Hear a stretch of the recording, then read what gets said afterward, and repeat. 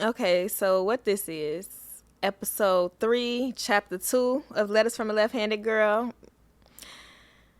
First of all, let me say this. Like, I'm living my dream. Like, I want y'all to want to come to my living room. Like, I'm having fun, right?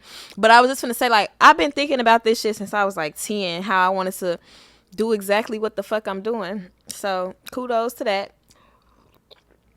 Chapter 2, prove what? Proving this shit to my younger self because she would be so proud of me. Come on now. Come on now. Quiet on the fucking set. But okay. Healing the need to be chosen, liked, or looked at. In the last chapter, we talked about what happens when we speak from our wounds, when we gossip, when we overshare, and when we prematurely share things coming from a space of need to be seen. Why the fuck is all these notifications and shit going off? But validation seeking doesn't mean stop at our words.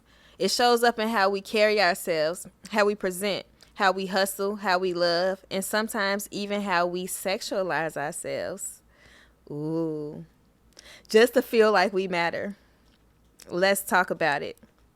Sometimes the need to feel worthy turns into overperforming at work. Sometimes it turns into being the strong one for everybody. Hell yeah, especially if you like a middle child. Y'all feel that shit. And other times it turns into putting your body on display. Not always for pleasure, but for proof. Proof that you're beautiful. Proof that you're wanted. Proof that you're still that girl, even if deep down you don't feel like it. And I feel like it's relevant to say for Hoodoo Heritage Month because glamour magic is a very prevalent thing in Hoodoo. And it gets down to how you get ready, how you perceive yourself when you getting ready. Bitch, you is Thanksgiving. You was fucking Thanksgiving. You think glamour work is just lighting some candles and no. It's going to bed at a decent time so you can get up at a decent time so you can put care into how the fuck you finna present yourself in the morning, bitch. That's glamour magic. And then when you put that intention into yourself, you putting that intention into how other people are gonna treat you. Bitch, you're not fast food. You gotta prep for this shit every motherfucking time. It's not because we're shallow, it's because we're taught directly or indirectly that being desired was our currency, that our value lived in how we put it together or how bad we look. That if we weren't chosen, we weren't enough. But let me tell you something.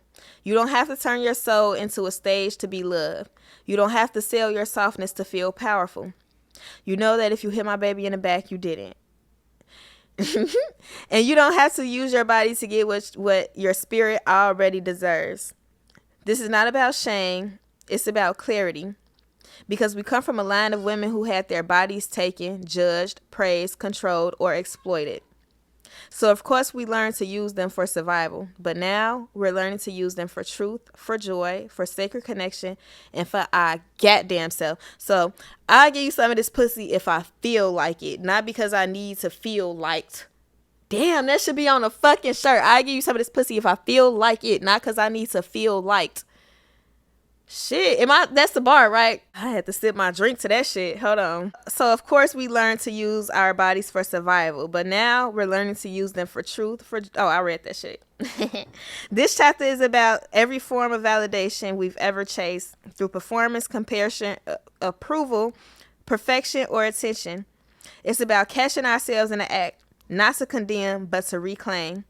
You are never meant to hustle for your worth. You are born with it. And no amount of beauty, applause, or desire could ever add to what you was already divine with. This is your permission to stop trying to be enough and just be. Bitch, just be. Just flow with the shit.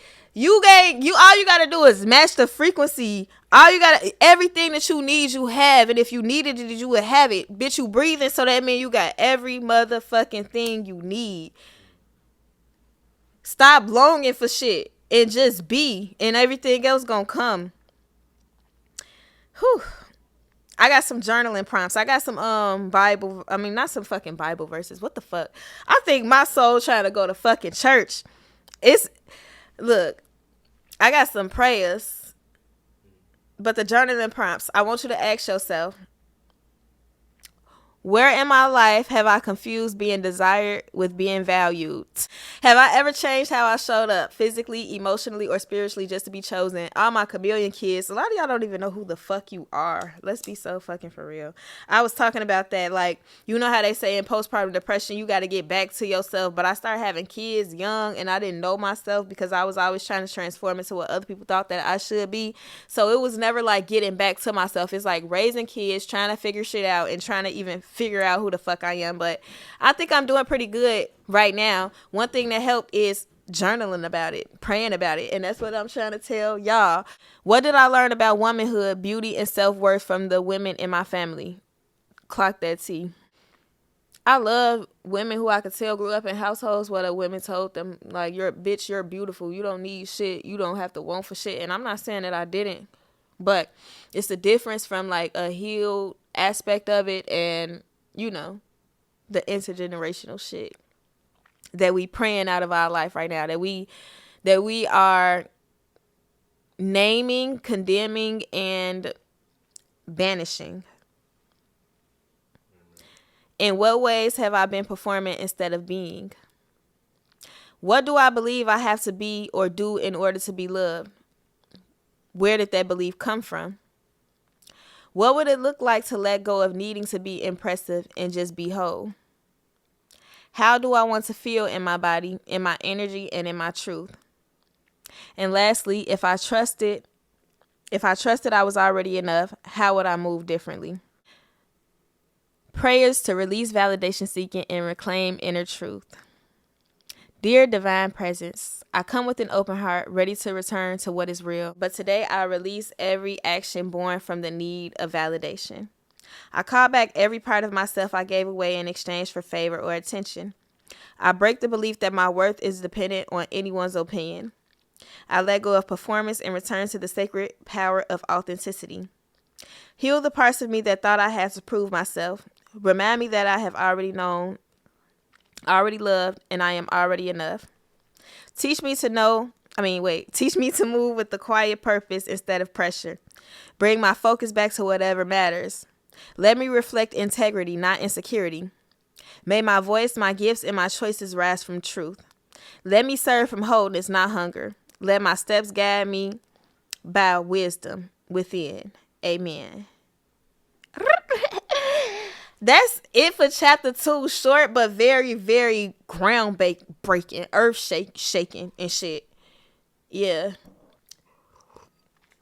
I hope y'all like chapter 2 of my book, Letters from a Left-Handed Girl. And this is the Letters from a Left-Handed Girl podcast. We got so much shit coming to you. Thank you for listening. Thank you for reading. Thank you for watching. I'll see y'all back here for chapter 3.